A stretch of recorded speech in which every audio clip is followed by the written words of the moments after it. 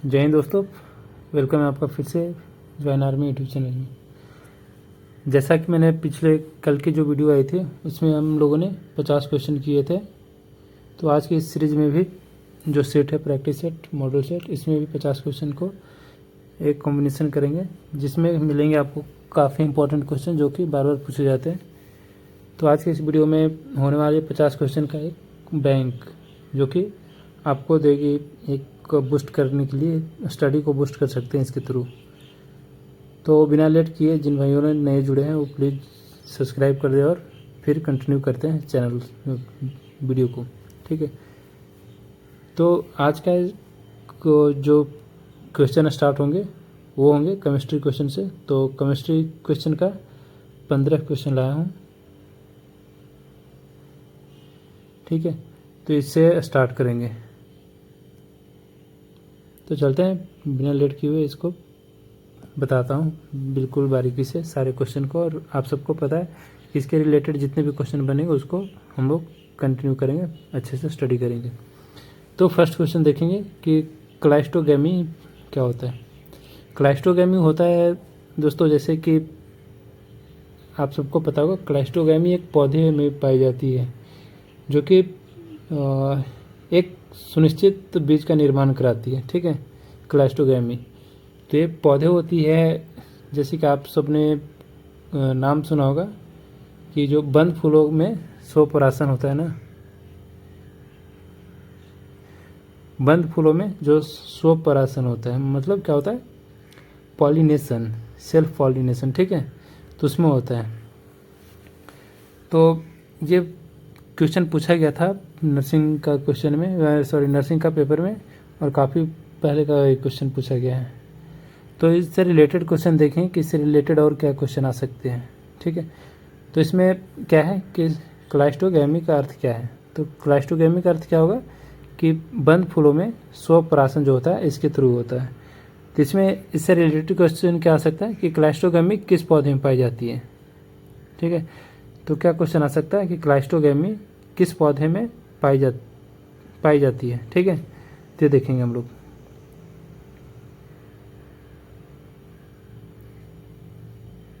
इसको मैं मिटा देता हूँ, फिर देखते हैं। हाँ, क्लाइस्टोगैमी किस पौधे में पाई जाती है। तो एक पौधा होता है वायोला, ठीक है। वायोला नामक एक पौधे होते हैं जो मतलब एक फ्लावर प्लांट है, मतलब फूल के पौधे हैं। तो इसमें पाया जाता है क्लाइस्टोगैमी जो होता है ना, तो उसी में बंद फूलों में स्वपरागण करवाता है, ठीक है। तो ये क्वेश्चन आ सकता है। फिर दूसरा क्वेश्चन क्या आ सकता है कि क्लाइस्टोगैमी का लाभ क्या है, what is the benefit of cleistogamy, okay. तो क्लाइस्टोगैमी का बेनिफिट क्या है, जैसे कि आप एक सुनिश्चित जो बीज होता है ना, एक बोले तो सुनिश्चित क्या बोलेंगे, एश्योर्ड, ठीक है। तो एक सुनिश्चित जो बीज होता है उसका निर्माण कराता है क्लाइस्टोगैमी, ओके। तो क्वेश्चन क्या आप पूछ सकता है कि क्लाइस्टोगैमी का अर्थ क्या है, यानी कि क्लाइस्टोगैमी का अर्थ क्या है। तो क्या हो जाएगा, बंद फूलों में स्वपरागण होगा। और इससे रिलेटेड क्वेश्चन क्या आ सकता है कि क्लाइस्टोगैमी किस पौधे में पाई जाती है। तो है वायोला, जो कि एक फ्लावर प्लांट है, ठीक है, फ्लावर प्लांट है, ओके। फिर इसमें हो सकता है क्वेश्चन आ सकता है कि क्लाइस्टोगैमी का लाभ क्या है, ठीक है। तो लाभ, इसका बेनिफिट क्या है, ये जो सुनिश्चित बीज का निर्माण कराता है, ठीक है, सुनिश्चित बीज का निर्माण कराता है।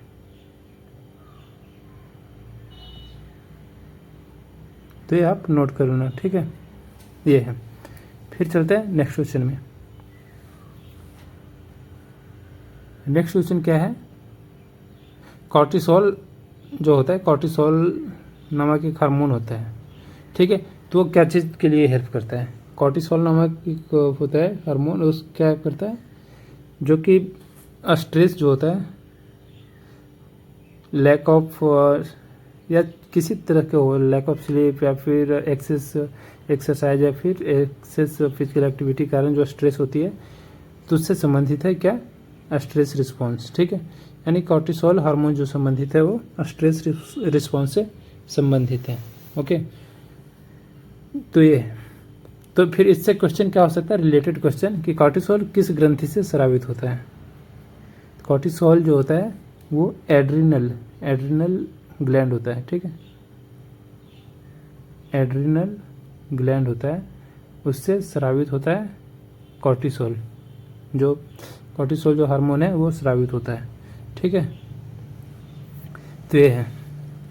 फिर अगर क्वेश्चन आ सकता है कि कॉर्टिसोल किससे नियंत्रित करता है, तो कॉर्टिसोल किसको नियंत्रित करता है, वो ब्लड शुगर को नियंत्रित करता है।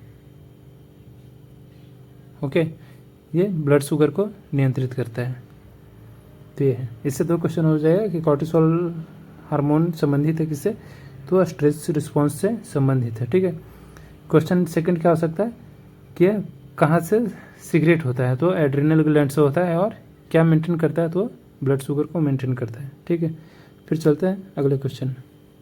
अगला क्वेश्चन क्या है, लाइसोसोमल एंजाइम होते हैं, जो लाइसोसोमल एंजाइम्स होते हैं उसका क्या मतलब, क्या उसका फंक्शन क्या है, बोल सकते हैं कि फंक्शन, ठीक है।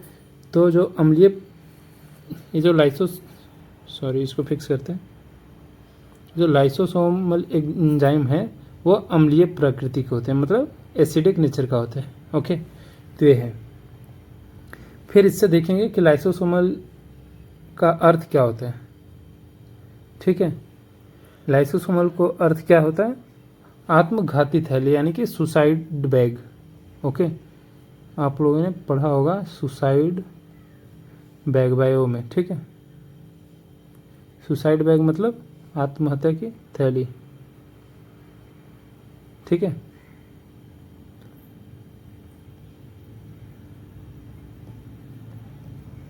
आत्महत्या की थैली,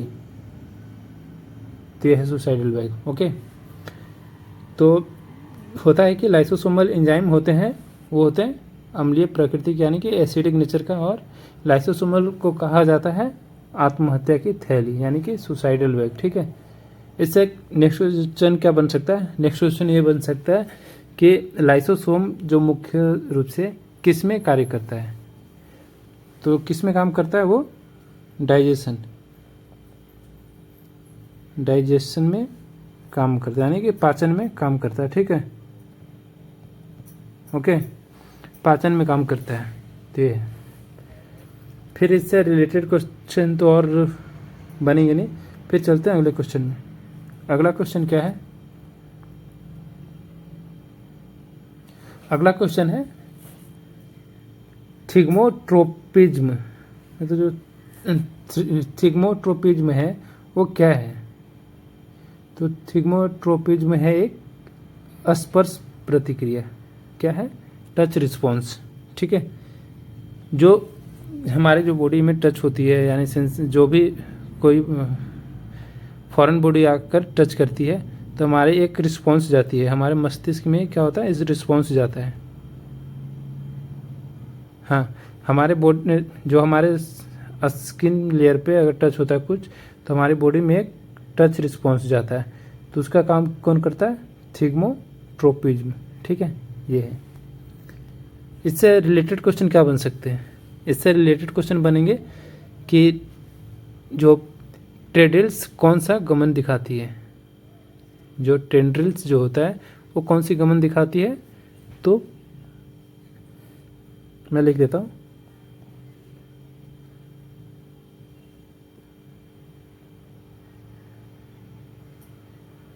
सॉरी मैं नीचे लिख देता हूँ थोड़ा सा ब्रॉड करके।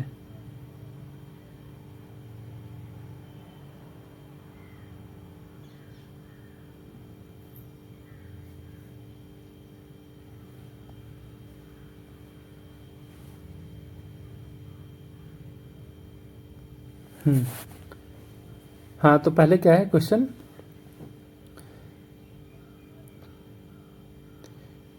इसको क्या बोलेंगे, थिग्मोट्रोपिज्म, या फिर हिंदी में बोलेंगे टैग्मोट्रोपिज्म है, ठीक है। टैग्मोट्रोपिज्म यानी कि ये क्या है, एक स्पर्श प्रतिक्रिया है, ओके। ये क्या है, एक स्पर्श प्रतिक्रिया है, ओके। फिर इससे रिलेटेड क्वेश्चन क्या आ सकते हैं, इससे रिलेटेड क्वेश्चन आएंगे, इस टॉपिक के रिलेटेड देखेंगे, ठीक है। इस टॉपिक के रिलेटेड देखेंगे। जैसे कि आ सकता है कि ट्रेन ड्रिल्स शो जो होते हैं वो कैसे गमन दिखाती है, यानी कि ट्रेन ड्रिल्स शो कैसी गमन दिखाती है। ठीक है, तो ये इसमें क्या हो जाएगा कि ये थिग्मोट्रोपिज्म, ठीक है, ट्रोपिज्म गमन दिखाती है। ओके, तो ये होगा, तो ऐसा है। फिर इससे एक और क्वेश्चन क्या आ सकता है, इससे एक और क्वेश्चन आ जाएंगे कि थिग्मोट्रोपिज्म जो होता है किसके प्रति प्रतिक्रिया है, मतलब किसके प्रति प्रतिक्रिया है, मतलब किसके रिस्पॉन्स में ये काम करती है। तो ये हो जाएगा क्या, स्पर्श। ठीक है, क्योंकि ऑलरेडी दिया हुआ है कि ट्रैगमोट्रोपिज्म है, तो क्या है, एक स्पर्श प्रतिक्रिया, तो उसके रिलेटेड हो जाएगा। ठीक है, तो ये है। तो ज़्यादा से ज़्यादा क्वेश्चन ये आ सकते हैं कि ट्रैगमोट्रोपिज्म, ठीक है, तो इतना ही आएंगे। इसके रिलेटेड भी क्वेश्चन देख लेना आप, हो सके तो पॉसिबल है। फिर नेक्स्ट क्वेश्चन क्या है कि पेसमेकर कोशिकाएं स्थित होती है। पेसमेकर कोशिकाएं में स्थित होती है, वो कहाँ पे स्थित होती है। पेसमेकर क्या होता है, जैसे कि आप समझ सकते हो, जैसे मानव में पेसमेकर कोशिकाएं जो है वो एक होता है एसे नोड और ऐसे नोड होता है, जो कि हमारी क्या, जो लंग्स, जो हमारे लंग्स है उसमें क्या, लंग्स को पंप करने में एक हेल्प करती है। ठीक है, तो ये पूछ रहा है पेसमेकर कोशिकाएं स्थित होती है, कहाँ पे होती है, वो ऐसे नोड के पास होती है। ठीक है, फिर अगर क्वेश्चन आ सकता है कि ऐसे नोड कहाँ पे होती है, ऐसे नोड कहाँ पे होगी, वो राइट एट्रियम में। ठीक है, ये होता है। तो आई होप समझ पा रहे हो। फिर इसके रिलेटेड अगर मैं क्वेश्चन बता दूं, जैसे कि मैंने पिछले वीडियो में बताया था कि हार्ट के बारे में, जैसे राइट एट्रियम और राइट वेंट्रिकल और लेफ्ट एट्रियम लेफ्ट वेंट्रिकल के बारे में। ठीक है, तो ऐसे नोड होती है वो कहाँ पे होती है, सपोज दैट ये क्या है, हार्ट है। ठीक है, तो जो राइट एट्रियम क्या होता है,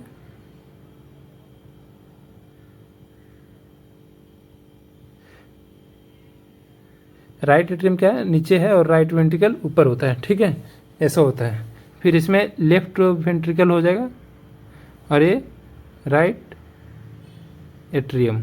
ओके, तो यहाँ पे ऐसे नोड होता है, यहाँ पे ऐसे नोड होगा जो कि हार्ट को क्या करेगा, पंप करके जो ब्लड को फ्लो पूरे बॉडी में सर्कुलेट करता है, तो इसका ये काम होता है। तो क्वेश्चन क्या था कि पेसमेकर कोशिकाएं स्थित होती है, वो ऐसे नोड में होती है, और ऐसे नोड होता है राइट एट्रियम के पास। ठीक है, तो ये होता है, यानी कि दायां एलिंद। फिर इससे क्वेश्चन एक और आ सकता है कि पेसमेकर जो होता है नियंत्रित करता है, किस चीज़ को नियंत्रित करता है, तो हार्ट बीट को नियंत्रित करता है, हार्ट बीट को नियंत्रित करता है। ओके, ये हार्ट बीट को नियंत्रित करता है। फिर चलते हैं अगला क्वेश्चन। अगला क्वेश्चन क्या है, फॉस्फोराइलेशन। जो फॉस्फोराइलेशन होता है उसका अर्थ क्या होता है, फॉस्फोराइलेशन का अर्थ क्या होता है, एक फॉस्फेट ग्रुप होते हैं, जो मैंने बताया था, पोटेशियम फॉस्फेट, ये सब। तो जो फॉस्फेट होता है, फॉस्फोराइलेशन, वो फॉस्फेट को क्या करता है, ऐड करता है, यानी कि जोड़ता है। ठीक है, फॉस्फेट को क्या करता है, जोड़ता है। ठीक है, तो इससे रिलेटेड क्वेश्चन क्या आ सकता है कि फॉस्फोराइलेशन किस प्रक्रिया में होता है, जो फॉस्फोराइलेशन जो होता है वो किस प्रक्रिया में होगा, तो वो रेस्पिरेशन में होगा। ठीक है, रेस्पिरेशन में क्या होगा, फॉस्फोराइलेशन। ओके, फिर इसके रिलेटेड एक और क्वेश्चन बन सकते हैं, इसी का रिलेटेड बनेगा, जो कि बार बार क्वेश्चन पूछे जाने वाला है। मैंने पिछले वीडियो में भी बताया था 3-4 दिन पहले कि एटीपी जो होता है, एटीपी बनने में क्या जुड़ता है, एटीपी बनने में क्या जुड़ता है?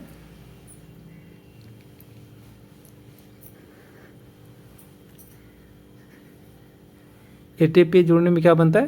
तो एटीपी जोड़ने में फॉस्फेट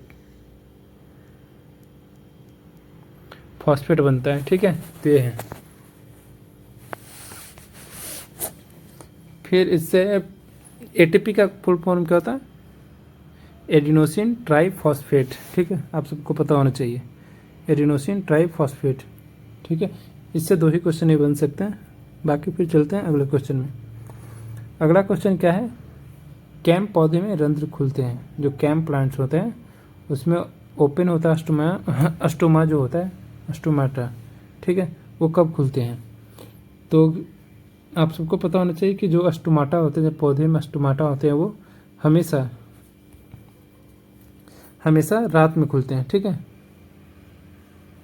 रात में खुलते हैं, ओके। यानी कि कैम पौधे में रंध्र खुलते हैं रात में, ओके। इसके रिलेटेड क्वेश्चन और हो सकते हैं कि जैसे कि कैम जो पौधे क्या काम करते हैं, ठीक है, जो कैम पौधे होते हैं वो क्या कम करते हैं, यानी कि जो वाटर लॉस होते हैं, वाटर लॉस जो होते हैं उनके स्टेम के द्वारा वो सबसे कम करते हैं कैम पौधे, ओके। तो ये हो गया। इसके रिलेटेड एक और क्वेश्चन बन सकता है, इसके रिलेटेड एक और क्वेश्चन बनेंगे, कैम पौधे किस वातावरण के अनुकूल है, मतलब किस इन्वायरमेंट के अनुकूल होते हैं? तो होगा डेजर्ट,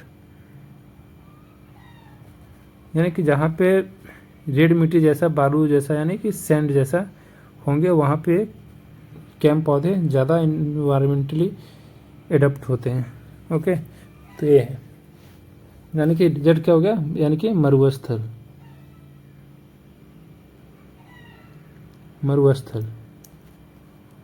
ओके। फिर चलते हैं अगले क्वेश्चन की ओर। अगला क्वेश्चन क्या है? अगला क्वेश्चन है नोर एड्रेलिन। जो नोर एड्रेलिन है उसका फंक्शन क्या है? ये काफ़ी वीआईपी क्वेश्चन है बायो के लिए, क्योंकि बायो के लिए काफ़ी इसके रिलेटेड क्वेश्चन आ जाते हैं और काफ़ी डीप क्वेश्चन आते हैं। जैसा ये भी है तो ज़्यादा एक सुपरफिशियल क्वेश्चन है, ज़्यादा डीप है नहीं है। तो इसका आंसर क्या होगा कि नोर एड्रेलिन का काम क्या होता है? वो जो संघर्ष या पलायन जो होता है उसके प्रतिक्रिया को क्या करता है? मेंटेन करके रखता है, ठीक है, नोर एड्रेलिन, यानी कि फाइट और फ्लाइट रिस्पॉन्स करता है, ओके, फाइट और फ्लाइट। तो इसके रिलेटेड और क्वेश्चन आ सकते हैं कि नोर एड्रेलिन जो होता है एक हार्मोन होता है, ठीक है। तो ये कहाँ से सीक्रेट होता है? ये सीक्रेट होता है एड्रिनल ग्लैंड से, ठीक है। ये कहाँ से सीक्रेट होंगे? Adrenal gland. इसके एक और क्वेश्चन बनेंगे कि जो नॉर एड्रेलिन है वो क्या, मतलब क्या बढ़ाता है? तो क्या करता है कि हार्ट बीट, जो हार्ट रेट होता है उसको क्या करता है? इंक्रीज करता है। इसीलिए कभी कोई कार्डियक अरेस्ट पेशेंट को भी नॉरएड्रेनालिन देते हैं, क्योंकि उसका हार्ट रेट को थोड़ा सा पंप कराते हैं। ये इन्फ्यूजन के द्वारा दिया जाता है, एक टाइमिंग होता है सेट, जो कि मोस्टली आईसीयू में क्रिटिकल केस में दिया जाता है। फिर अगला क्वेश्चन क्या है? अगला क्वेश्चन है प्रोटियोसोम किसे तोड़ता है? प्रोटियोसोम जो होता है वो किसे तोड़ता है? तो तोड़ेगा प्रोटीन को, क्योंकि इसका नाम से पता चल रहा है कि प्रोटियोसोम किसको तोड़ेगा? वो तोड़ेगा प्रोटीन को, ठीक है। तो जो प्रोटियोसोम किस प्रोटीन को नष्ट करता है? क्वेश्चन आ सकता है प्रोटियोसोम किसे तोड़ता है, तो इससे ना पूछकर क्वेश्चन आ सकता है कि प्रोटियोसोम किस प्रोटीन को नष्ट करता है, तो क्या होगा? तो ये क्वेश्चन आ सकता है कि डैमेज करता है, यानी कि क्षतिग्रस्त करता है, ठीक है, डैमेज करता है यानी कि क्षतिग्रस्त करता है, ओके। लेकिन मोस्टली क्वेश्चन क्या पूछे जाते हैं? मोस्टली क्वेश्चन क्या पूछे जाते हैं कि प्रोटियोसोम किसे तोड़ता है? तो तोड़ता है प्रोटीन को। तो बस आप इतना ही याद रखो, बाकी इतना ही पूछे जाएंगे। फिर इसके रिलेटेड एक और क्वेश्चन अगर जान सकते हो तो इसमें होगा कि प्रोटियोसोम कहाँ पाया जाता है।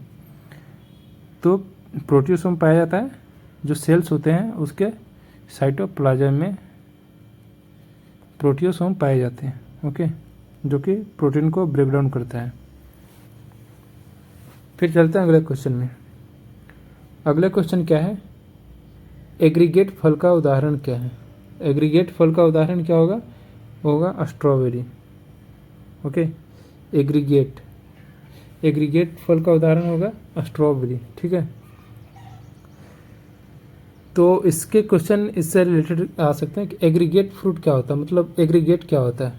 तो एग्रीगेट का मतलब होता है कि एक फूल का कई अंडाशय होते हैं, जैसे कि एक फूल से कई अंडाशय हो गए तो उसी से बने होते हैं क्या, एग्रीगेट फ्रूट। तो जिसमें उसका एग्जांपल आएंगे स्ट्रॉबेरी, ठीक है। तो एक ही इससे क्वेश्चन हो सकता है कि एग्रीगेट फल का उदाहरण क्या है, तो स्ट्रॉबेरी। अगर पूछेगा कि एग्रीगेट क्या होता है, एग्रीगेट फ्रूट क्या होता है, तो आप एक आंसर लिख सकते हैं कि एक फूल के कई अंडाशय से बने होते हैं, ओके। तो यही। फिर चलते हैं अगले क्वेश्चन में। अगले क्वेश्चन क्या है कि मैक्रोफेज, जो मैक्रोफेज होते हैं कोशिकाएं का कार्य क्या है। मैक्रोफेज कोशिकाएं का कार्य क्या है, वो करते हैं रोगाणु का भत्सन करते हैं, ठीक है, यानी कि फैगोसाइटोसिस, ओके। रोगाणु का भत्सन करते हैं यानी कि जो भी डिजीज होते हैं उसको क्या करता है, ये अपने फैगोस जो एक उनका क्या होता है मैक्रोफेज होता है उसमें वो खा जाते हैं, यानी कि बोल सकते हैं रोगाणु का भत्सन करते हैं, ओके। तो इसके रिलेटेड और क्या क्वेश्चन बन सकते हैं कि मैक्रोफेज किस प्रकार की कोशिकाएं हैं। तो क्या होता है, मैंने पिछले भी क्वेश्चन में बताया था कि WBC के बारे में जब बताया था उसमें बताया था इस्नोफिल और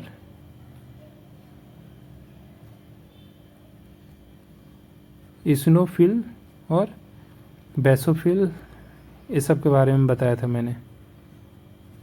तो इसमें क्या होता है कि जो फैगोसाइटोसिस होता है वो क्या करता है, यानी क्वेश्चन आ सकता है कि मैक्रोफेज किस प्रकार की कोशिकाएं हैं। तो आप बता सकते हो W यानी कि श्वेत रक्त कणिकाएं का ये है, ठीक है। तो क्या होगा उसका WBC, यानी कि मैक्रोफेज किस प्रकार की कोशिकाएं हैं, तो WBC टाइप्स के कोशिकाएं हैं, ओके।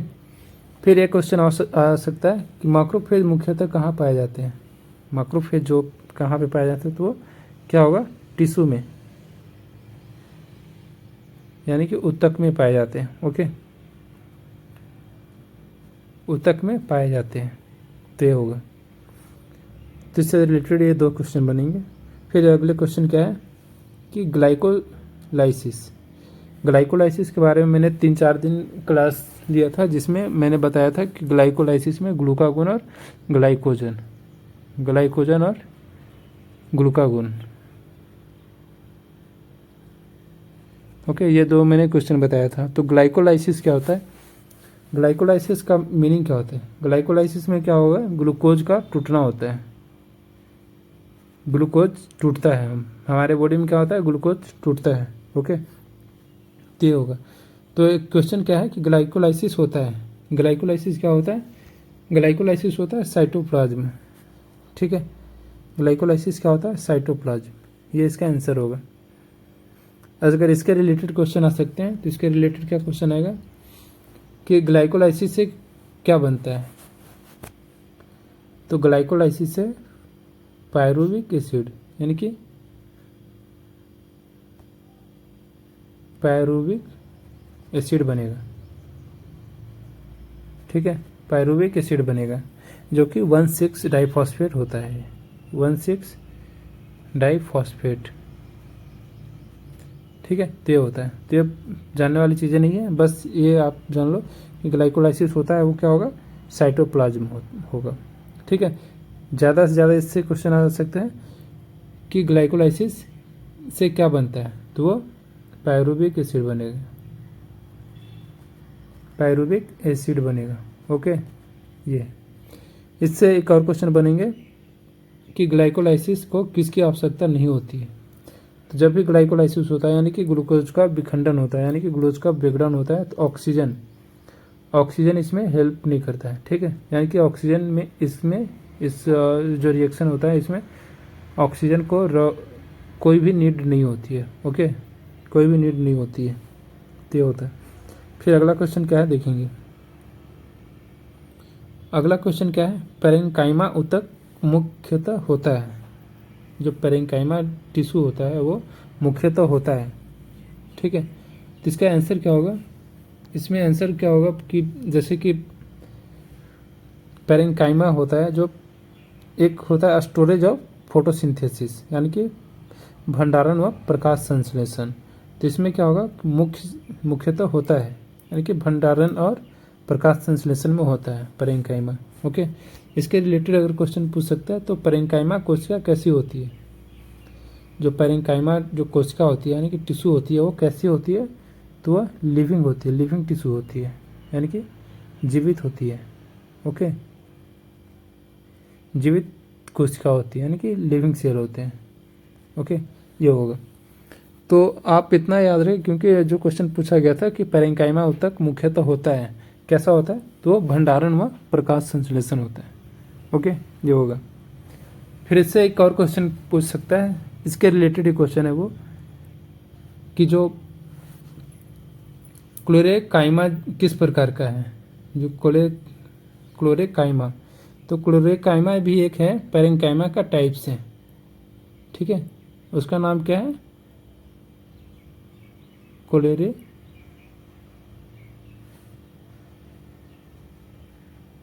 मैं इधर लिख देता हूँ, क्लोरेकाइमा, ठीक है। तो ये है, तो ये भी एक पैरेंकाइमा का टाइप्स है, ओके, तो याद रखना। फिर अगला क्वेश्चन क्या है, बोरोरिसेप्टर जो है, बोरोरिसेप्टर वो क्या पहचानते हैं, बोरोरिसेप्टर होता है वो क्या पहचानते हैं, तो पहचानते हैं रक्तचाप, यानी कि ब्लड प्रेशर को पहचानते हैं, ठीक है। एक और क्वेश्चन इससे रिलेटेड आया था कि ब्लड जो प्रेशर में मापते हैं तो उसमें जो एक यंत्र होता है उसमें जो किस चीज़ को या किस तत्व को यूज करते हैं, तो उसमें क्या होता है, एक पारा होता है, पारा होता है, उसको हम लोग यूज करते हैं। तो इसके रिलेटेड एक क्वेश्चन आया था कि पारा जो है वो मतलब कौन सी धातु है, कौन सा ऐसा धातु है जो रूम टेम्परेचर में भी द्रव अवस्था में पाया जाता है, तो जो कि पारा होगा, ठीक है, यानी कि मरकरी, ठीक है, ये होता है। तो ये है, तो इससे रिलेटेड एक और क्वेश्चन, इससे अगर बोले तो बोरोरिसेप्टर पहचानते हैं, तो क्या पहचानते हैं वो, ब्लड प्रेशर को पहचानते हैं। इसके रिलेटेड क्वेश्चन बन सकता है कि जो बोरोरिसेप्टर कहाँ पाए जाते हैं, जो बोरोरिसेप्टर होता है वो पाया जाता है एरोटा, ठीक है,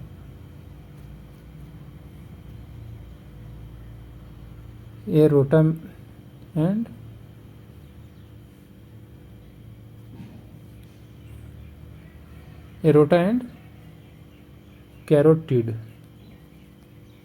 कैरोटिड साइनस।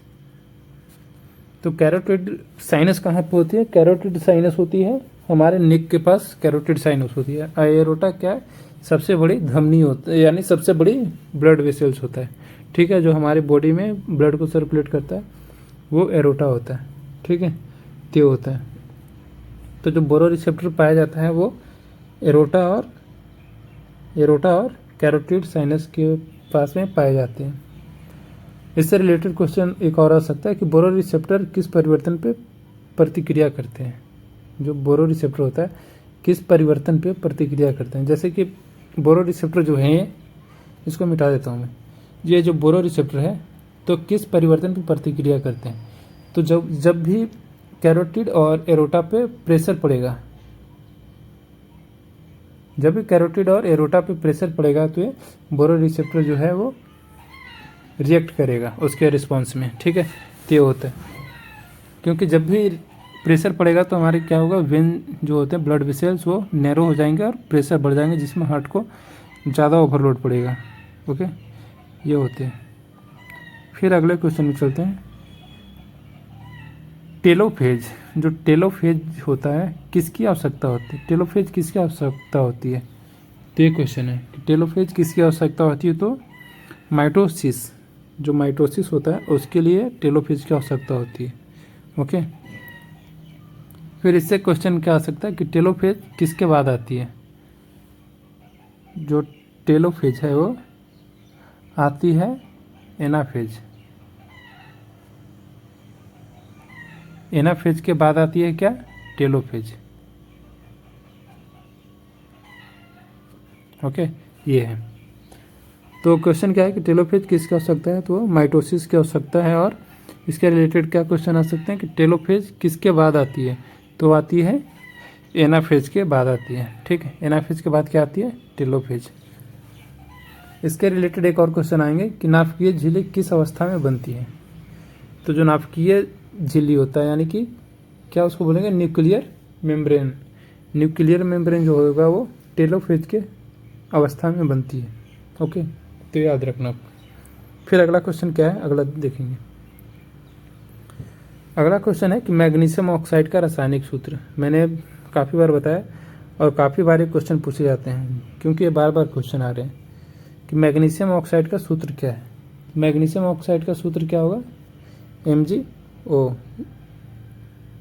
ठीक है, MgO क्या होगा? Magnesium oxide. ठीक है, ये होता है। तो अगर क्वेश्चन ये आ गया कि मैग्नीशियम ऑक्साइड का सूत्र क्या है, ठीक है, तो ये हो गया MgO। ठीक है, अगर पूछ दिया कि इसका मतलब मैग्नीशियम ऑक्साइड है क्या, तो ये क्या है? एक बेसिक ऑक्साइड है। Basic oxide.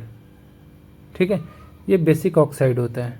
ओके, क्योंकि एक होता है एसिडिक ऑक्साइड और एक होता है बेसिक ऑक्साइड। ठीक है, एसिडिक ऑक्साइड और एक होता है बेसिक ऑक्साइड। तो जो मैग्नीशियम ऑक्साइड है वो बेसिक ऑक्साइड है। ठीक है, ये बेसिक ऑक्साइड है। फिर इससे एक और क्वेश्चन आ सकता है, इसके रिलेटेड एक और क्वेश्चन आ सकता है कि मैग्नीशियम ऑक्साइड किससे अभिक्रिया करता है? मैग्नीशियम ऑक्साइड जो है वो किससे अभिक्रिया करेगा? तो करेगा एसिड के साथ। ठीक है, एसिड के साथ ये करेगा, ये रिएक्शन करेगा। क्यों? क्योंकि ये एक खुद से क्षारीय ऑक्साइड है। तो जब भी एसिड और बेस जो होते हैं एक दूसरे के साथ रिएक्शन करते हैं। ओके, एसिड और बेस एक दूसरे के साथ रिएक्शन करेंगे। कभी भी एसिड और एसिड कभी रिएक्शन नहीं करते, या फिर बेस और बेस कभी भी रिएक्शन नहीं करते। ओके, तो जो मैग्नीशियम ऑक्साइड है वो किससे रिएक्ट करेगा? वो करेगा एसिड के साथ। ओके, जब भी करेगा तो वो करेगा एसिड के साथ। ओके, ये है। फिर अगला क्वेश्चन क्या है वो देखेंगे। अगला क्वेश्चन है कि तार बनाने में प्रयुक्त धातु कौन सी है?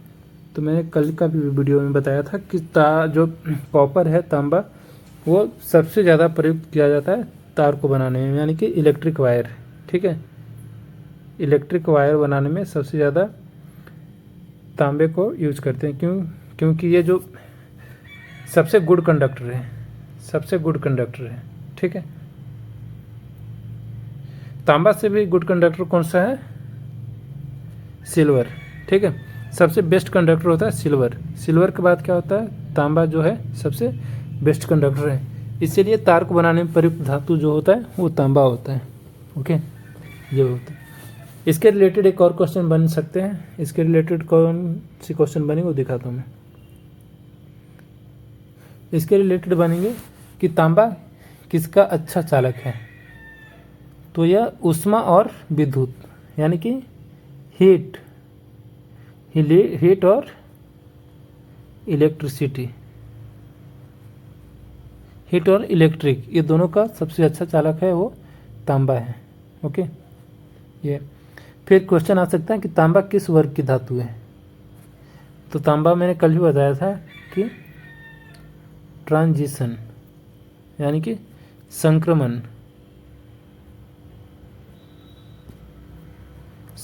जो संक्रमण धातु है उस ग्रुप का है जो है तांबा, इस ग्रुप का धातु है। ठीक है, ते होता है। तो तांबा जो है हीट और इलेक्ट्रिसिटी दोनों का सबसे अच्छा कंडक्टर है और तार बनाने में प्रयुक्त धातु कौन होगा? तांबा। ओके, तो ये 2 क्वेश्चन हो गए इससे। फिर अगला क्वेश्चन देखें, अगला क्वेश्चन क्या है। अगला क्वेश्चन क्या है कि एल्युमिनियम का रासायनिक सूत्र। मैंने 2-3 दिन पहले का भी क्वेश्चन में बताया था कि एल्युमिनियम का रासायनिक चिन्ह क्या है, वो है Al। इसके रिलेटेड मैंने काफ़ी क्वेश्चन बताया था जो कि एल्युमिनियम से रिलेटेड था। तो मैं फिर से 2 क्वेश्चन बता देता हूँ इसके रिलेटेड, जैसा कि मैं सारे क्वेश्चन को 2 अल्टरनेट क्वेश्चन बताता हूँ। तो इसमें क्वेश्चन आ सकते हैं कि एल्युमिनियम किस परत से सुरक्षित रहता है। तो जो एल्युमिनियम ऑक्साइड है, एल्युमिनियम ऑक्साइड, जो एल्युमिनियम ऑक्साइड है ये एक परत होता है और एल्युमिनियम ऑक्साइड तीसरी परत से वो संग्रहित रहता है, मतलब सुरक्षित रहता है। ठीक है, ताकि इस पर जो रस्ट हो सकता है, यानी कि रस्ट मतलब क्या होगा? जंग, तो इस पर जंग न लग सके। ठीक है, इसीलिए हम लोग यूज करते हैं, बर्तन बनाने में सबसे ज़्यादा यूज किया जाता है एल्युमिनियम धातु का। ओके, फिर इसके रिलेटेड एक और क्वेश्चन बनेंगे कि एल्युमिनियम का प्रयोग होता है। तो मैंने परसों का वीडियो में बताया था कि एल्युमिनियम का प्रयोग कहाँ करते हैं? बर्तन ये सब बनाने में सबसे ज़्यादा प्रयोग एल्युमिनियम का किया जाता है। ओके, फिर अगला क्वेश्चन देखते हैं। अगला क्वेश्चन क्या है? दही चावल में पाया जाने वाला अम्ल कौन सा है? तो दही चावल में पाया जाने वाला अम्ल है वो क्या है? लैक्टिक एसिड, यानी कि लैक्टिक। ओके, लैक्टिक एसिड जो है वो दही चावल में पाया जाने वाला अम्ल है। अगर चावल को छोड़कर अगर दही में भी पूछ दिया कि दही में कौन सी अम्ल पाया जाता है, तो वो है लैक्टिक एसिड। ठीक है, सिट्रिक एसिड किस में पाया जाता है? वो लेमन में पाया जाता है। एसिटिक एसिड सिरका, सिरका में पाया जाने वाला एसिटिक एसिड। और फॉर्मिक एसिड जो चींटी का डंक में होता है। ठीक है, एंट के डंक में जो होता है वो फॉर्मिक एसिड होता है। ठीक है, ये सारे क्वेश्चन थे। फिर अगला क्वेश्चन क्या है? अगला क्वेश्चन है सोडियम बाइकार्बोनेट का सूत्र। सोडियम बाइकार्बोनेट का फार्मूला क्या होगा? सोडियम बाइकार्बोनेट का फार्मूला होगा NaHCO3। ठीक है, NaOH, इसको एडजस्ट कर लेता हूँ। हाँ, NaHCO3। ठीक है, ये क्या है? सोडियम बाइकार्बोनेट का फार्मूला है। ओके, तो सोडियम बाइकार्बोनेट का फार्मूला क्या हो गया? NaHCO3। ठीक है, ये है। इसके रिलेटेड और क्या क्वेश्चन आ सकता है कि सोडियम बाइकार्बोनेट को क्या कहते हैं? सोडियम बाइकार्बोनेट को ही बेकिंग सोडा बोलते हैं। बेकिंग सोडा जो बोलते हैं वो सोडियम बाइकार्बोनेट को बोलते हैं, यानी कि खाने वाली सोडा। ठीक है, फिर इसके रिलेटेड एक और क्वेश्चन आते हैं कि NaHCO3 का प्रयोग कहाँ किया जाता है? यानी कि जो सोडियम बाइकार्बोनेट का प्रयोग कहाँ किया जाता है? वो अग्निशामक में किया जाता है। अग्निशामक में किया जाता है सोडियम बाइकार्बोनेट का यूज। ठीक है, तो ये क्वेश्चन आ सकता है। ओके, अग्निशामक यंत्र में CO2 का भी यूज करते हैं क्योंकि ये O2 का न्यूट्रलाइज कर देता है। ठीक है, तो अग्निशामक यंत्र में यूज किया जाता है सोडियम बाइकार्बोनेट और CO2 का भी यूज करते हैं। अगर ये दोनों में जो भी ऑप्शन हो वो आप टिक आउट कर सकते हो कि सोडियम बाइकार्बोनेट भी यूज करते हैं अग्निशामक यंत्र में और CO2 भी यूज करते हैं अग्निशामक यंत्र में, यानी कि आग को बुझाने में। ठीक है, तो ये है। फिर इसके अगले क्वेश्चन क्या है वो देखेंगे। अगले क्वेश्चन है कि अस्पतालों में उपयोग किए जाने वाली गैस, तो क्या हो जाएगा? वो हो जाएगा ऑक्सीजन। कौन सा गैस होगा? Oxygen, O2। ठीक है, O2 जो है वो हॉस्पिटलों में यूज किए जाने वाली सबसे प्रयुक्त गैस है। ओके, फिर इसके रिलेटेड और क्या क्वेश्चन बन सकते हैं कि ऑक्सीजन किसके लिए आवश्यक है? तो ऑक्सीजन जो है वो रेस्पिरेशन के लिए आवश्यक है। ये 2017 का क्वेश्चन पूछा गया था। 2017 में क्वेश्चन पूछा गया था जो कि GD में पूछा गया था। ठीक है, कि पूछा गया था कि ऑक्सीजन किसके लिए आवश्यक है, तो क्या हो जाएगा, रेस्पिरेशन के लिए आवश्यक है। फिर ये भी क्वेश्चन आ सकता है कि ऑक्सीजन क्या सहायक करता है, तो क्या करता है, दहन के लिए, जो यानी कि जलने के लिए सहायक होता है। ठीक है, जलने के लिए सहायक होता है। और जो पटाखे होते हैं, यानी कि जो बम पटाखे यूज करते हैं, उसमें भी ऑक्सीजन का संग्रहित होता है। ओके, इसलिए पटाखे जल्दी जल जाते हैं। फिर इसके अगले क्वेश्चन देखते हैं। इसके अगले क्वेश्चन क्या है, सल्फर का रासायनिक चिन्ह क्या है। सल्फर का रासायनिक चिन्ह क्या है, तो सल्फर का रासायनिक चिन्ह एस। ठीक है, कैपिटल एस है सल्फर का रासायनिक चिन्ह। फिर इससे क्वेश्चन आ सकते हैं कि सल्फर जो है वो क्या है, सल्फर क्या है। ओके, तो सल्फर जो है एक नॉन मेटल है। ठीक है, यानी कि अधातु है। आई होप सब लोग नोट कर रहे हो इस चीज़ों को। ठीक है, क्योंकि ये चीज़ें फिर बाद में मिलेगी नहीं, या तो फिर आपको दोबारा से वीडियो देखना पड़ेगा। ठीक है, तो ये है। फिर इसके रिलेटेड और क्वेश्चन क्या आ सकता है कि सल्फर का प्रयोग होता है, वो कहाँ पे होता है, वो गन पाउडर जो बनाते हैं, गन पाउडर यानी कि बारूद।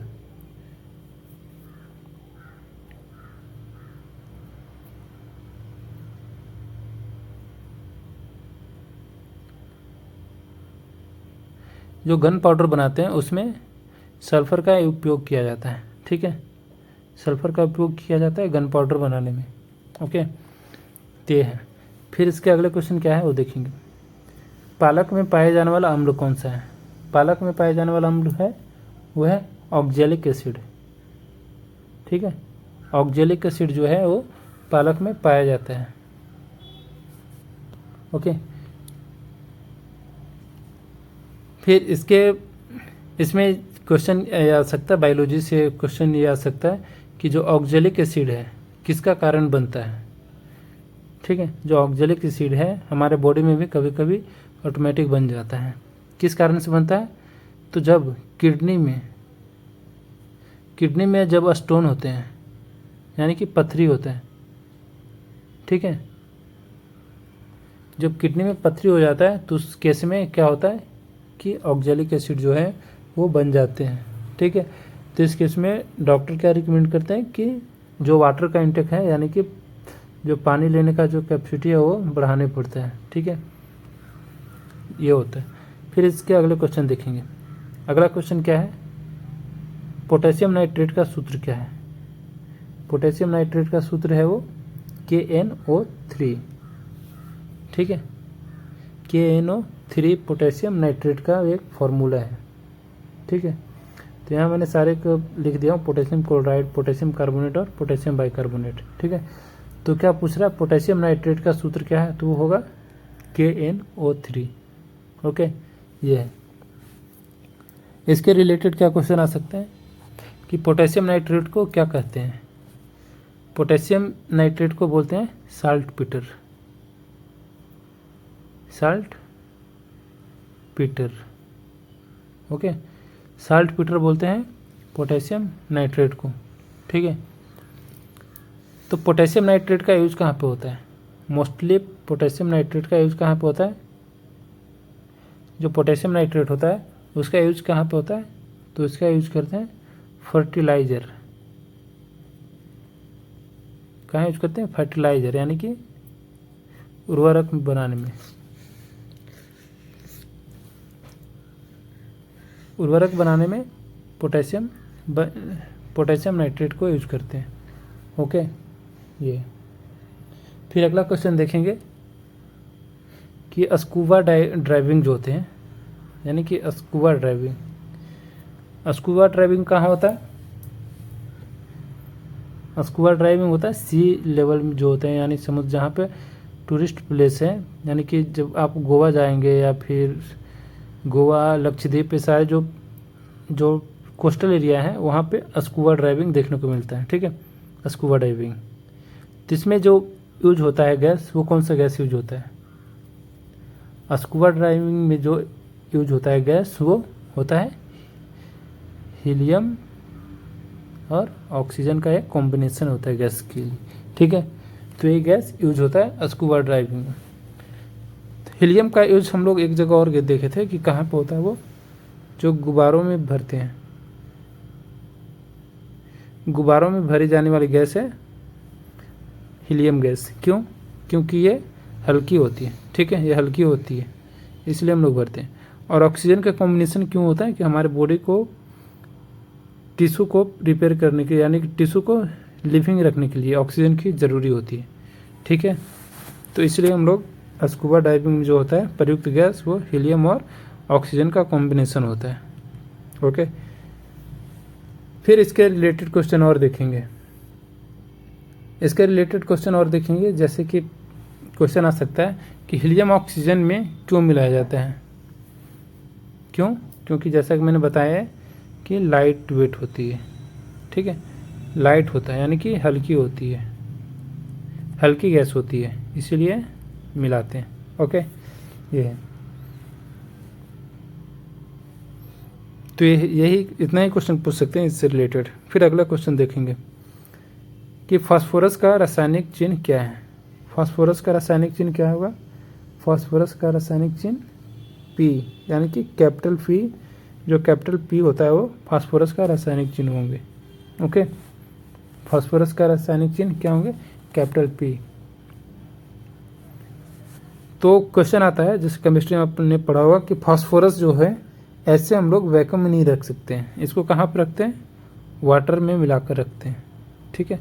तो क्वेश्चन ये भी आ सकता है कि फास्फोरस को किस में रखा जाता है, तो क्या होगा? फास्फोरस को पानी में रखा जाता है, ठीक है, पानी में रखा जाता है। फिर एक और क्वेश्चन आ सकता है कि फास्फोरस का यूज और कहाँ होता है, तो जो माचिस का डिब्बी होता है, माचिस का जो डब्बी होता है उसके साइड में जलाने के लिए हम लोग रेड फास्फोरस का यूज करते हैं, ठीक है, रेड फास्फोरस का यूज करते हैं। और वाइट फास्फोरस का यूज कहाँ करते हैं? वाइट फास्फोरस का यूज करते हैं, वाइट फास्फोरस का यूज करते हैं जो रैट के लिए हम लोग पॉइजन बनाते हैं, रैट के लिए जो जहर बनाते हैं उसमें वाइट फास्फोरस का यूज किया जाता है, ठीक है। फिर अगला क्वेश्चन देखेंगे कि अनानास में पाया जाने वाला अम्ल कौन सा है। अनानास में पाया जाने वाला अम्ल है वो सिट्रिक एसिड, ठीक है। सिट्रिक एसिड जो है वो अनानास में पाया जाने वाला अम्ल है, ओके। तो इससे यही आएंगे। फिर क्वेश्चन ये आ सकते हैं कि सिट्रिक अम्ल क्या है, तो वो एक कमज़ोर है, यानी कि कमज़ोर यानी कि वीक एसिड है, ठीक है। क्योंकि वीक एसिड क्यों है? क्योंकि इसका पीएच लेवल कम होते हैं, ठीक है, इसलिए वीक एसिड है। फिर इसके रिलेटेड इतना ही क्वेश्चन आ सकता है, इससे ज़्यादा क्वेश्चन डीप आएंगे नहीं क्वेश्चन। फिर अगला क्वेश्चन देखेंगे। अगला क्वेश्चन क्या है? पोटेशियम हाइड्रोक्साइड का सूत्र क्या है। पोटेशियम हाइड्रोक्साइड का सूत्र क्या है? KOH, यानी कि पोटेशियम हाइड्रोक्साइड क्या है? KOH, ठीक है। इसके रिलेटेड क्वेश्चन आ सकते हैं कि पोटेशियम हाइड्रोक्साइड है क्या है? ये एक बेस है, बेस है यानी कि क्षार है, ठीक है। क्या है? बेस है यानी कि क्षार, ठीक है। ये फिर क्वेश्चन ये भी आ सकता है कि पोटेशियम हाइड्रोक्साइड का यूज कहाँ पे किया जाता है। तो मैंने जब 2 दिन पहले बताया था कि पोटेशियम हाइड्रोक्साइड का यूज कहाँ करते हैं? सॉप यानी कि साबुन ये सब बनाने में पोटेशियम हाइड्रोक्साइड को यूज करते हैं। क्यों? क्योंकि ये एक बेसिक नेचर का होता है, और जो हमारे बॉडी पे जो डस्ट पार्टिकल्स होते हैं, जो डस्ट पार्टिकल होते हैं वो क्या होता है? एसिडिक होता है, ठीक है। तो मैंने बताया था 2 मिनट पहले बताया था कि एसिड और बेस एक दूसरे से क्या करते हैं? रिएक्ट कर सकते हैं, ठीक है, रिएक्ट कर सकते हैं, लेकिन एसिड और एसिड नहीं कर सकते हैं, ये मैंने बताया था। तो क्या होता है? पोटेशियम हाइड्रोक्साइड यूज करते हैं सॉप में, इसलिए यूज करते हैं क्योंकि ये बेसिक होता है और हमारे बॉडी पे जो डस्ट होते हैं वो एसिडिक होता है। तो दोनों को रिएक्ट करके क्या करता है? न्यूट्रल बनाता है, न्यूट्रल बनाता है यानी कि उदासीन बनाता है, जिससे हमारी बॉडी पे होने वाली डस्ट पार्टिकल्स वो एलिमिनेट हो जाते हैं, हट जाते हैं, ठीक है। तो इस रिएक्शन पे काम करता है। फिर अगला क्वेश्चन देखेंगे। अगला क्वेश्चन क्या है, कृत्रिम श्वसन में प्रयुक्त गैस कौन सी है। जो कृत्रिम रेस्पिरेशन होता है यानी कि आर्टिफिशियल रेस्पिरेशन, उसमें प्रयुक्त गैस कौन सा होगा, उसमें भी ऑक्सीजन ही होगा। क्या होगा, ऑक्सीजन। क्यों, क्योंकि हमारे बॉडी के लिए ऑक्सीजन चाहिए।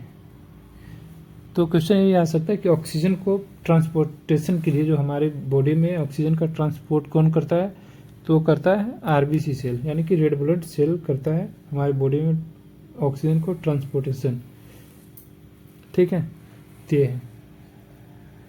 इसके रिलेटेड और क्या क्वेश्चन आ सकते हैं कि ऑक्सीजन का आवश्यकता होती है श्वसन में, जैसे कि मैंने बता ही दिया। फिर कृत्रिम श्वसन किसकी आपूर्ति करता है, तो वो क्या होगा, ऑक्सीजन का। ओके, तो इतना ही है। फिर चलेंगे नेक्स्ट क्वेश्चन में। नेक्स्ट क्वेश्चन क्या है कि टिन का रासायनिक चिन्ह क्या है। टिन का रासायनिक चिन्ह होगा SN। क्या होगा, SN, ठीक है। SN क्या है, टिन का रासायनिक चिन्ह है। ओके, तो इसके रिलेटेड क्वेश्चन क्या हो सकता है कि टिन का प्रयोग परत चढ़ाई में होता है, ठीक है। तो जो टिन होता है SN, टिन का प्रयोग कहाँ किया जाता है, लोहा के ऊपर जो परत चढ़ाते हैं ना, लोहा के ऊपर परत जो चढ़ाते हैं ना, वो टिन की परत चढ़ाई जाती है, ठीक है। क्यों, कि वो रस्ट से बच सके यानी कि जंग से बच सके, ठीक है। तो क्वेश्चन ऐसे आ सकता है कि टिन पर प्रयोग परत चढ़ाने में होता है, मतलब टिन का जो परत चढ़ाने के लिए किस पे उपयोग किया जाता है, तो क्या होगा, लोहा यानी कि फेरस, ठीक है। और जब जो जंग लग जाते हैं, लोहे पे जंग लग जाते हैं, तो उसको क्या बोलेंगे, फेरस ऑक्साइड, ठीक है।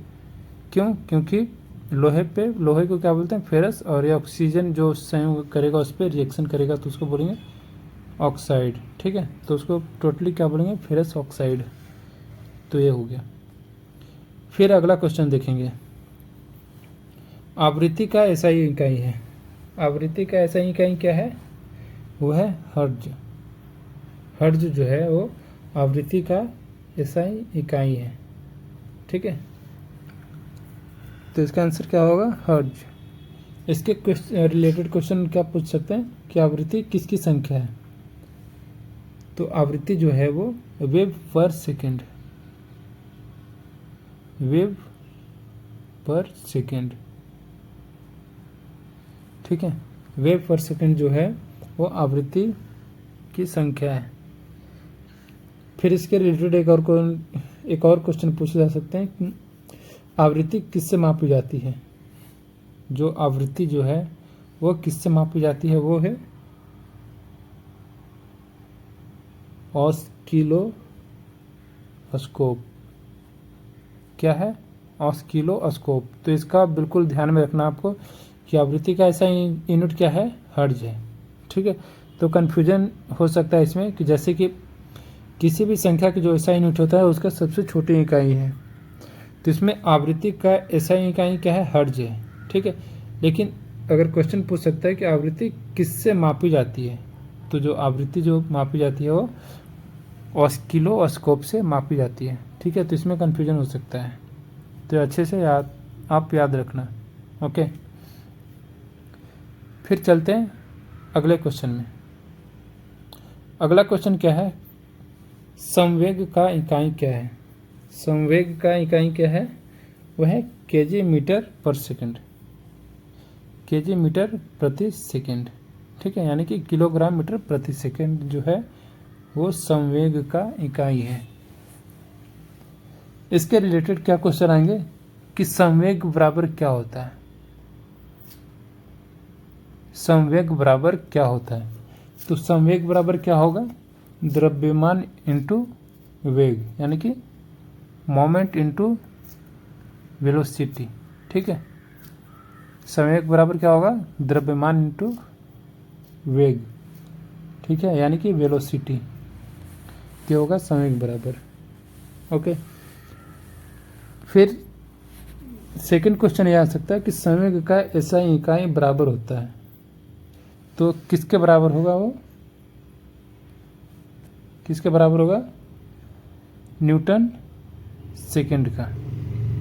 ठीक है, न्यूटन सेकंड का बराबर होगा क्या, संवेग का एसआई इकाई का बराबर होगा। ठीक है, तो ये होगा। फिर अगला क्वेश्चन देखेंगे। अगला क्वेश्चन क्या है, एसी को डीसी में बदलने वाला उपकरण है, जो एसी को डीसी में बदलता है, वो कौन सा उपकरण है। तो एसी को डीसी में बदलने वाला उपकरण को क्या बोलते हैं, वो है रेक्टिफायर। ठीक है, रेक्टिफायर जो है वो एसी को डीसी में बदलता है। ओके, तो इसके रिलेटेड और क्या क्वेश्चन बन सकते हैं, इसके रिलेटेड बन सकते हैं कि रेक्टिफायर किस पर कार्य करता है। तो जो रेक्टिफायर जो होता है वो डायोड पे काम करता है, डायोड पे काम करता है क्या, रेक्टिफायर। ओके, अब एसी को डीसी में बदलने वाला उपकरण है रेक्टिफायर, तो याद रखना आप। फिर इससे एक और क्वेश्चन आ सकता है कि जो फुल वेव रेक्टिफायर है, जो फुल वेव रेक्टिफायर है वो बदलता है, क्या चीज़ को बदलता है, तो आप बोल सकते हो पूर्ण, यानी कि पूर्ण एसी को डीसी में बदलता है। ठीक है, यानी कि पूरा जो एसी को डीसी में बदलता है वो फुल वेव रेक्टिफायर बदलता है। ठीक है, तो ये है। फिर अगला क्वेश्चन देखेंगे इससे। अगला क्वेश्चन क्या है, दाब बराबर होता है, दाब बराबर क्या होता है, तो दाब बराबर होगा क्या, दाब बराबर होगा फोर्स, क्या है, फोर्स डिवाइडेड बाय एरिया। ठीक है, यानी बल डिवाइडेड बाय क्षेत्रफल क्या होगा, दाब का बराबर होगा। ओके, फिर इसके रिलेटेड और क्या क्वेश्चन आ सकते हैं, इसके रिलेटेड क्वेश्चन आ सकते हैं कि दाब का एसआई इकाई क्या है, दाब का एसआई इकाई क्या है, पास्कल। ये काफ़ी बार क्वेश्चन पूछा गया नर्सिंग असिस्टेंट का एग्जाम में कि दाब का एसआई इकाई क्या है, तो है पास्कल। ठीक है, ये है। तो क्वेश्चन एक और आ सकता है कि दाब कब बढ़ता है, तो ऑटोमेटिक मतलब आप अगर पूछ दिया कि दाब कब बढ़ता है, तो आप जो ऑप्शन होता है उसको अकॉर्डिंग आप बता सकते हो कि दाब कब बढ़ेगा, जब क्षेत्रफल घट जाएगा। यानी कि सपोज दैट ये बॉक्स है, ठीक है, इसको मैं मिटा देता हूँ। सपोज दैट एक ये बॉक्स है, ठीक है, ये एक बॉक्स है, इसमें समझो कि 1 लीटर पानी रखा हुआ है। ठीक है, तो इसको छोड़कर हम लोग क्या करेंगे, जो क्षेत्रफल है उसको घटा देंगे, क्षेत्रफल घटा देंगे तो क्या होगा, इसमें प्रेशर बढ़ जाएगा। यानी कि जो क्षेत्रफल कम हो रहा है तो प्रेशर क्या होगा, बढ़ जाएगा। तो ऐसा ही होता है। तो क्वेश्चन आ सकता है कि दाब बढ़ता है जब क्षेत्रफल घटे, यानी कि एरिया डिक्रीज हो तो दाब बढ़ जाएगा। ठीक है, तो इससे इतना ही क्वेश्चन आ सकते हैं। फिर अगला क्वेश्चन देखें कि घनत्व का ऐसा इकाई, यानी कि डेंसिटी का ऐसा यूनिट क्या होगा, डेंसिटी का ऐसा यूनिट होगा केजी पर मीटर क्यूब, केजी पर मीटर क्यूब, यानी कि किलोग्राम प्रति घन मीटर। ओके, ये घनत्व का ऐसा यूनिट है। ओके, तो याद रखना आप। इसके रिलेटेड क्वेश्चन क्या आ सकते हैं कि आ सकते हैं घनत्व बराबर क्या होता है, घनत्व बराबर क्या होता है, तो घनत्व बराबर होगा mass divided by volume, mass divided by volume. ठीक है, mass divided by volume. Okay, घनत्व बराबर होगा मास डिवाइडेड बाय वॉल्यूम। एक किससे रिलेटेड एक और क्वेश्चन आ सकते हैं कि पानी का घनत्व अधिकतम कितना डिग्री पे होता है। ये काफ़ी बार पूछा गया है, ये बिल्कुल याद रखना कि जो पानी का जो डेंसिटी है सबसे अधिकतर कहाँ पे होगा, तो होगा 4 डिग्री सेल्सियस। ये काफ़ी वीवीआईपी क्वेश्चन है, काफ़ी बार पूछा गया और सारे क्वेश्चन सारे पेपर में पूछे जाते हैं, चाहे वो एनए का हो, वेटनरी का हो, फार्मा या फिर कोई अग्निवीर या टेक्निकल हो। ठीक है, तो ये चीज़ें को याद रखना आप। फिर इसके आगे क्वेश्चन और देख सकते हैं। इसके आगे क्वेश्चन क्या है, विद्युत शक्ति का इकाई क्या है। विद्युत शक्ति का इकाई क्या है, आपको पता होना चाहिए। विद्युत शक्ति का इकाई है वो, जैसे मैंने पिछले वीडियो में बताया था, तो अगर किसी भाइयों को याद है तो बता सकते हैं। ठीक है, तो विद्युत शक्ति का इकाई क्या है, वो वाट है। ठीक है, वाट है। अगर पूछा गया कि विद्युत शक्ति बराबर क्या होता है, यानी कि इलेक्ट्रिक पावर बराबर क्या होता है,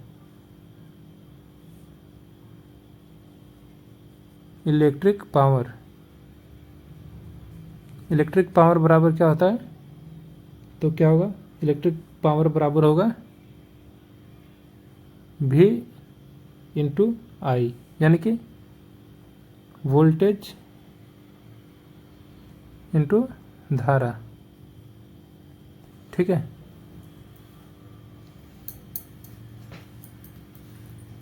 ठीक है, वोल्टेज इंटू धारा। ओके, ये होगा। फिर इसके रिलेटेड और क्वेश्चन आ सकते हैं। इसके रिलेटेड आ सकते हैं कि 1 किलोवाट 1 किलोवाट 1 किलोवाट बराबर कितना होता है। ठीक है, तो 1 किलोवाट बराबर होगा 1000 वाट। ठीक है, 1 किलोवाट बराबर क्या होगा, 1000 वाट। ओके, ये होगा। फिर अगला क्वेश्चन इससे रिलेटेड क्या होगा, इसके रिलेटेड और अगला क्वेश्चन क्या होगा, ये फिजिक्स का क्वेश्चन है कि निकट दृष्टि दोष सुधारने वाला लेंस क्या है, जो निकट दृष्टि दोष को सुधारता है। तो निकट दृष्टि दोष को सुधारने वाला जो है वो कॉनकेव, यानी कि कॉनकेव लेंस जो है वो निकट दृष्टि दोष को सुधारता है। ओके, ये है। इसके रिलेटेड और क्या क्वेश्चन आ सकते हैं कि मायोपिया को क्या कहते हैं। मायोपिया को भी जो होता है, जो मायोपिया होता है, इसको भी निकट दृष्टि दोष बोलते हैं। ठीक है,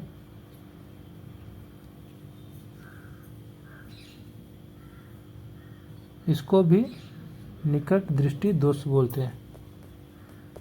ओके, ये। फिर इसके रिलेटेड एक और क्वेश्चन आ सकते हैं कि मायोपिया में प्रतिबिंब बनता है, कहाँ पे बनता है, तो वो बनता है रेटिना के आगे। ठीक है, रेटिना के आगे बनता है। ठीक है, ये है। फिर अगला क्वेश्चन देखते हैं। अगला क्वेश्चन क्या है कि ध्वनि सबसे तेज चलती है। ये मैं नहीं बताऊंगा, मैंने काफ़ी बार बता चुका हूँ कि ध्वनि सबसे तेज चलती है। ठीक है, तो जस्ट इसका एक आप आंसर जान लो कि ध्वनि सबसे ज़्यादा तेज चलती है वो ठोस में चलती है। और कहाँ पे नहीं चलेगी, तो वो निर्वात में नहीं चलेगी। ठीक है, निर्वात में नहीं चलेगी, सबसे तेज चलेगी वो ठोस में चलेगी। और सबसे ज़्यादा अगर पार्टिकुलरली अगर देखा जाए तो स्टील में सबसे ज़्यादा ध्वनि तेज चलेगी। ओके, ये है। और सबसे धीमी कहाँ चलेगी, वो गैस में चलेगी। ठीक है, यानी कि वायु में ध्वनि सबसे धीमी चलेगी और नहीं चलेगी वो निर्वात में, यानी कि वैक्यूम में। ठीक है, तो ये है इसके रिलेटेड क्वेश्चन। फिर अगला क्वेश्चन क्या है, अगला क्वेश्चन है ऊष्मा का इकाई क्या है। ऊष्मा का इकाई है जूल। ये भी आप याद रखना, ये भी काफ़ी बार क्वेश्चन पूछा गया है। ऊष्मा का ऐसा यूनिट जूल है। ठीक है, ये। फिर क्वेश्चन आ सकता है कि ऊष्मा किसका अपरूप है। तो ऊष्मा एक एनर्जी का अपरूप है। एनर्जी का एक अपरूप है जो कि ऊष्मा है। ठीक है, ये है। फिर इसके रिलेटेड एक और क्वेश्चन आते हैं कि कैलोरी जो है किसकी इकाई है। तो जो कैलोरी जो है ना,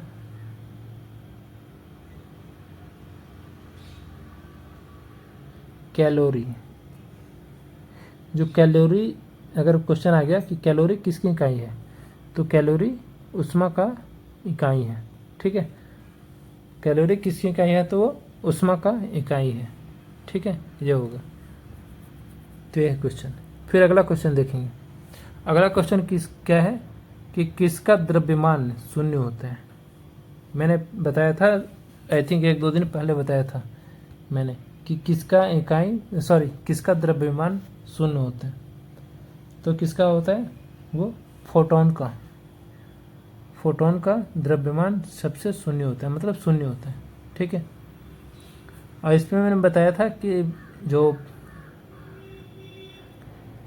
ये सारे पे बताया था मैंने चार्ज के बारे में। ठीक है, कि प्रोटॉन पे कौन सा चार्ज होगा, वो पॉजिटिव चार्ज होगा, न्यूट्रॉन पे न्यूट्रल चार्ज होगा यानी कि उदासीन। ठीक है, और इलेक्ट्रॉन पे निगेटिव चार्ज होगा। ठीक है, तो ये है। तो क्वेश्चन क्या है कि किसका द्रव्यमान शून्य होता है। तो फोटोन का द्रव्यमान शून्य होता है। ठीक है, फिर क्वेश्चन ये आ सकता है कि फोटोन किसका कण है। जो फोटोन जो है वो किसका कण है, तो प्रकाश का कण है, प्रकाश का कण है। ठीक है, ये है। क्वेश्चन ये भी आ सकता है कि फोटोन जो है वो किस वेग से चलता है। तो फोटोन जो है 3 × 10⁸ मीटर पर सेकेंड के वेग से चलता है। ठीक है, 3 × 10⁸ मीटर पर सेकेंड के स्पीड से फोटोन का स्पीड है। ठीक है, तो इसी स्पीड से फोटोन चलता है। तो ये है। फिर अगला क्वेश्चन, तो यहाँ से हम लोग 10 क्वेश्चन जीके का देखेंगे। ठीक है, 10 क्वेश्चन क्या देखेंगे, जीके का।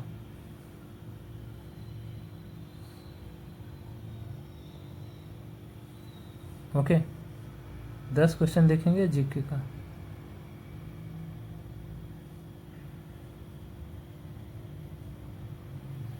तो फिर यहाँ से जीके स्टार्ट करते हैं। जय हिंद किसने कहा था, हु सेड जय हिंद। तो जय हिंद किसने कहा था, आप सबको पता होना चाहिए कि सुभाष चंद्र बोस ने जय हिंद कहा था।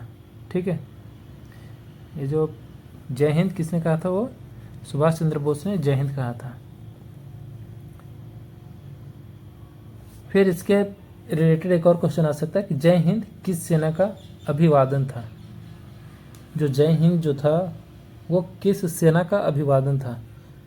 तो आज़ाद हिंद फौज एक थी जिसका संस्थापक सुभाष चंद्र बोस थे। आज़ाद हिंद फौज,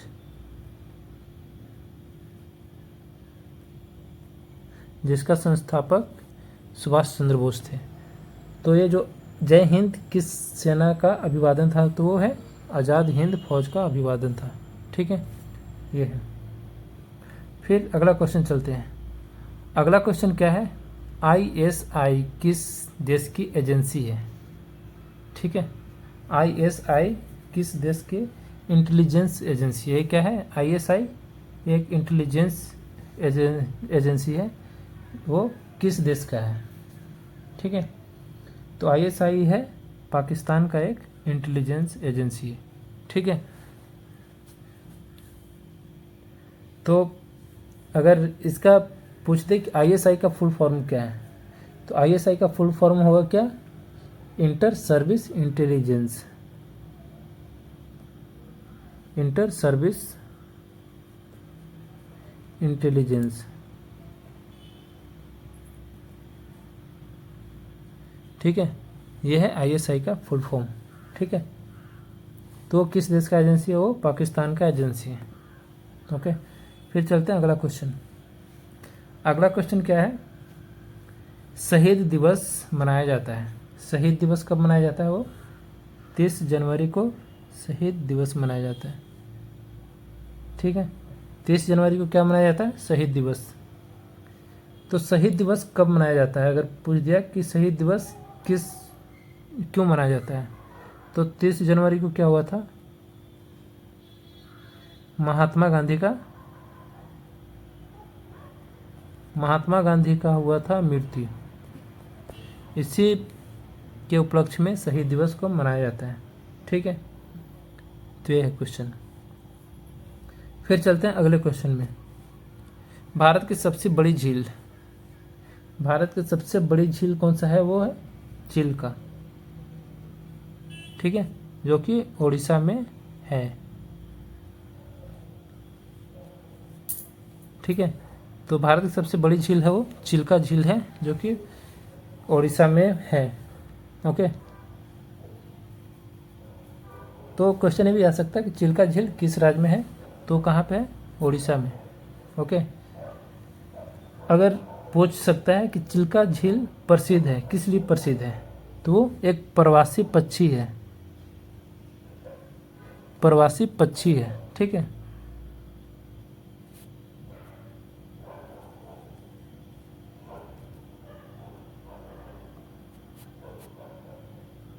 प्रवासी पक्षी है, उसके लिए फेमस है। ठीक है, चिल्का झील, और भारत की सबसे बड़ी झील भी है।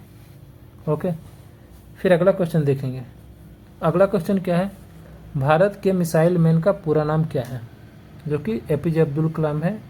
उनका फुल फॉर्म क्या है, अबुल पाकिर जू क्या है, जैनुलाब्दीन अब्दुल कलाम। ठीक है, क्या फुल फॉर्म है, अबुल पाकिर जैनुलाब्दीन अब्दुल कलाम। ठीक है, इसका शॉर्ट फॉर्म क्या है, APJ अब्दुल कलाम। ठीक है, ओके, तो भारत के मिसाइल मैन का जनक भी है, यानी कि मिसाइल मैन के नाम से इनको जाना जाता है। ठीक है, तो ये है। इसके रिलेटेड और क्या क्वेश्चन आ सकता है, इसके रिलेटेड क्वेश्चन आ सकता है कि भारत का मिसाइल मैन कौन है, तो APJ अब्दुल कलाम भारत के मिसाइल मैन है। ठीक है, एक और क्वेश्चन आ सकता है, डॉक्टर APJ अब्दुल कलाम भारत के कौन से राष्ट्रपति थे, जो भारत का राष्ट्रपति भी रहे हैं, तो कौन से नंबर पे थे, तो 11वां नंबर पे भारत का राष्ट्रपति बने थे। ठीक है, तो ये है। इसके रिलेटेड तो और इतना ही है क्वेश्चन। फिर अगला क्वेश्चन देखेंगे कि भारतीय सेना का सर्वोच्च पद क्या है।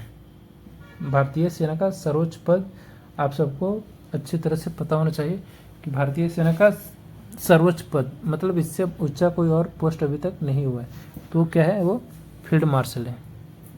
कौन है, फील्ड मार्शल। ओके,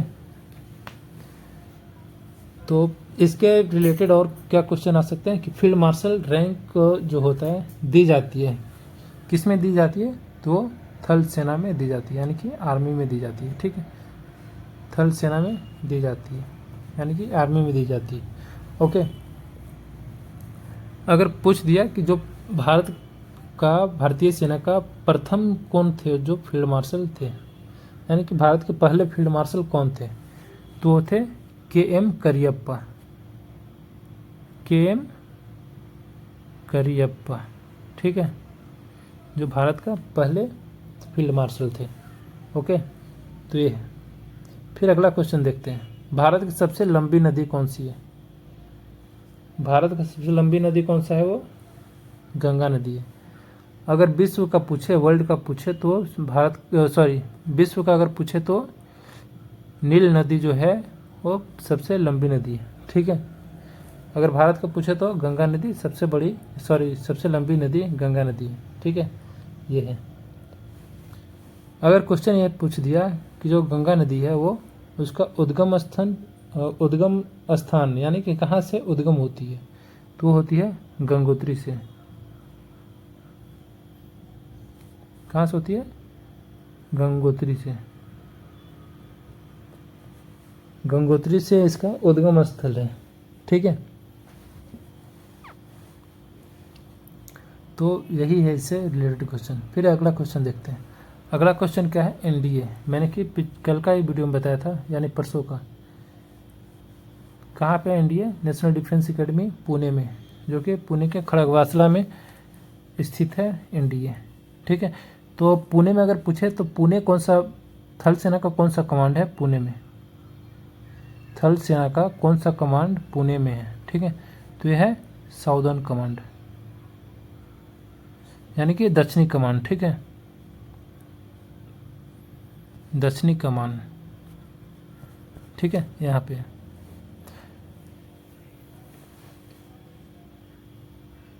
पे जो NDA है, यहाँ पे ट्राई सर्विस, यानी कि NDA में एयरफोर्स, आर्मी और नेवी ये तीनों का ट्रेनिंग दी जाती है, ठीक है, तीनों कैडेट का ट्रेनिंग दी जाती है, ये होते हैं। फिर अगला क्वेश्चन देखते हैं।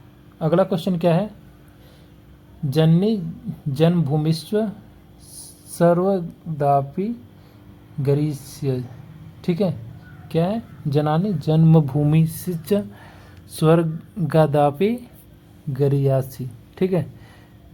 तो ये संबंधित है, किससे संबंधित है, तो यह है रामायण से संबंधित है, ठीक है। तो ये क्या है, ये रामायण का एक श्लोक है, क्या है, रामायण का एक श्लोक है, जो कि किसने कहा था, तो जो श्री राम जी ने थे ये श्लोक कहा था, ठीक है, श्री राम जी ने ये श्लोक कहा था, ये है। अगर क्वेश्चन पूछ दिया कि रामायण किसने लिखा, तो रामायण किसने लिखा, वो है वाल्मीकि, ठीक है, वाल्मीकि जी ने रामायण को लिखा था, ठीक है। इससे रिलेटेड यही क्वेश्चन आ सकते हैं। फिर अगला क्वेश्चन देखेंगे, भारत का सबसे छोटा जिला, भारत का सबसे छोटा जिला कहाँ पे है, वो माहे में है, ठीक है, माहे में। अगर क्वेश्चन पूछ दिया कि जो माहे जो है वो किस केंद्र शासित प्रदेश का भाग है, तो है पुदुचेरी का, पुदुचेरी का एक भाग है, ठीक है। अगर क्वेश्चन ये आ गया कि क्षेत्रफल के अनुसार भारत का सबसे छोटा जिला, क्षेत्रफल के अनुसार भारत का सबसे छोटा जिला है माहे, ठीक है, क्षेत्रफल के अकॉर्डिंग भारत का सबसे छोटा जिला जो है वो माहे है, ठीक है। तो ये थे आज का सारे 50 क्वेश्चन का एक बैंक, जिसमें आपको मिलेंगे सारे रिलेटेड क्वेश्चन जो कि आर्मी, नर्सिंग असिस्टेंट में और जीडी और टेक्निकल में पूछा जाता है, ठीक है। तो आई होप सबको अच्छा लगा है क्वेश्चन बैंक, और जिन भाइयों ने नया है प्लीज़ वीडियो को लाइक करके चैनल को सब्सक्राइब कर दें, ठीक है। फिर मिलते हैं अगले वीडियो में, आज के लिए इतना ही। जय हिंद, जय भारत।